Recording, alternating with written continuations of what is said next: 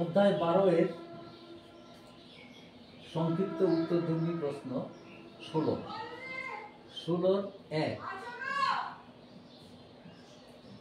একটি নিরেট অর্ধগোলকের আয়তন সমগ্র তলের ক্ষেত্রফলের সাংখ্যমান সমান। অর্ধগোলকটির ব্যাসার্ধ কত? অর্ধগোলকের আয়তন মানে হচ্ছে 2/3 পাই আর কিউব ইকুয়াল টু হচ্ছে সমগ্র তলের ক্ষেত্রফলের সাংখ্যমান সমান 4 pi r square. 4 pi r square. তাহলে এখানে পাই পাই কেটে গেল, আর স্কোয়ারের সঙ্গে আর কিউব একটা শুধু আর থাকবে। তাহলে এখানে আর ইকুয়াল টু হচ্ছে 4/3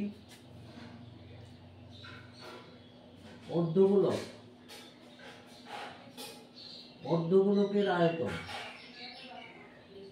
4/3 পাই আর কিউব সমগ্র তলের ক্ষেত্রফল হচ্ছে 3 পাই আর স্কোয়ার।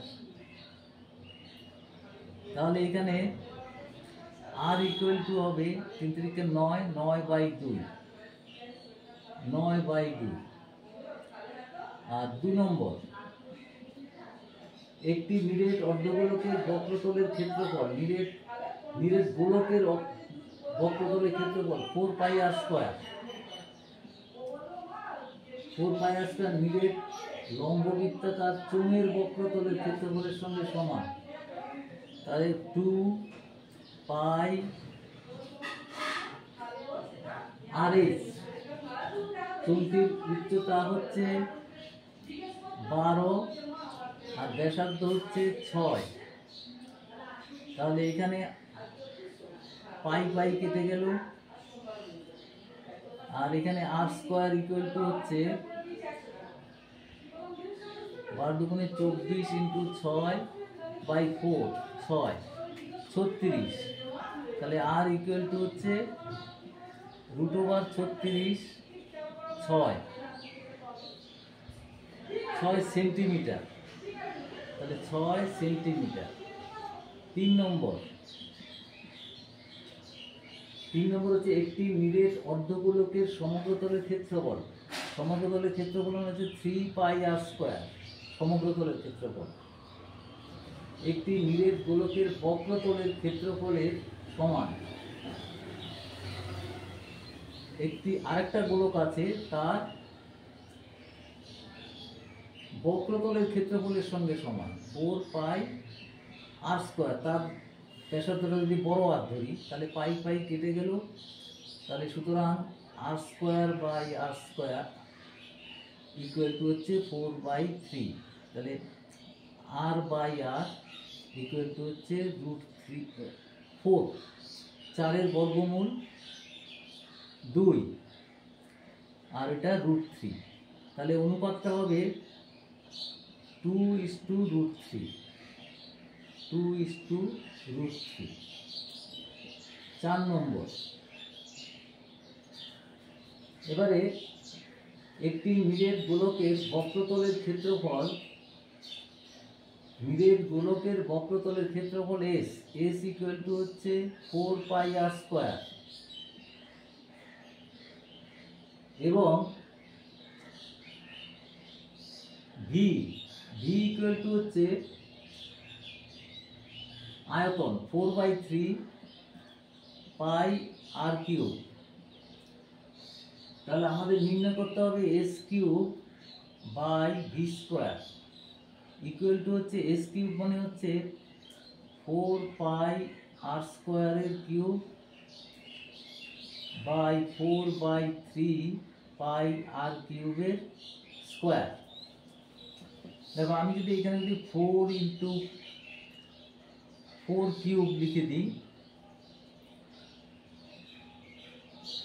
3 4 পাই কিউব রাখলাম 8⁶, আর নিচে থাকছে কি এই 3 স্কোয়ারটা উপরে উঠে যাবে 3 স্কোয়ার। তাহলে আর নিচে থাকবে 4 স্কোয়ার, 4 ইন্টু 4 ইন্টু পাই স্কোয়ার ইন্টু 8⁶। 8⁶ কেটে গেল, আর স্কোয়ারের সঙ্গে পাই স্কোয়ারের সঙ্গে একটা পাই থেকে যাবে, আর দুটো 4 কেটে যাবে, তাহলে 3 3 9, 36 পাই।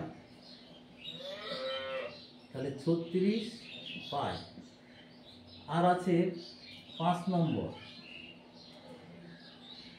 একটি গোলকের ব্যাসার্ধের দৈর্ঘ্য 50% বৃদ্ধি করলে ধরি গোলকের ব্যাসার্ধ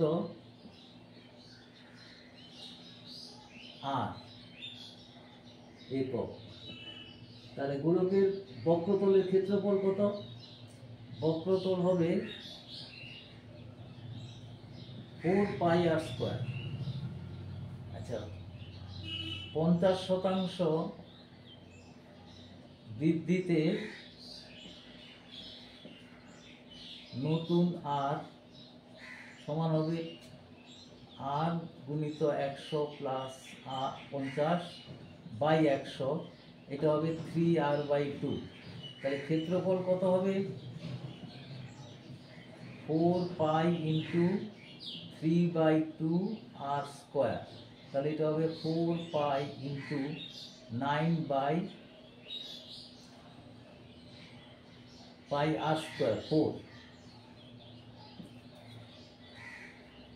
আর স্কোয়ার। এই 4 পাই আর স্কোয়ারটা তাহলে এবার বৃদ্ধি, ক্ষেত্রফল বৃদ্ধি হবে এই যে 4 পাই আর স্কোয়ার, এটা হবে 9/4 মাইনাস পাই আর স্কোয়ার। তাহলে হবে 4 pi r square common, 9/4 minus 1 equal to হবে 4 পাই আর স্কোয়ার ইন্টু 5/4। এটাকে শতাংশে নিতে গেলে যা আছে তাই আগে লিখে নিই। 4 pi r square into 5/4 into 100 by প্রাথমিক ক্ষেত্রফল। প্রাথমিক ক্ষেত্রফল হচ্ছে 4 পাই আর স্কোয়ার। এই যে 4 পাই আর স্কোয়ার বর্গ একক, এগুলো সব লিখতে হয়, বর্গ একক লিখতে হয়।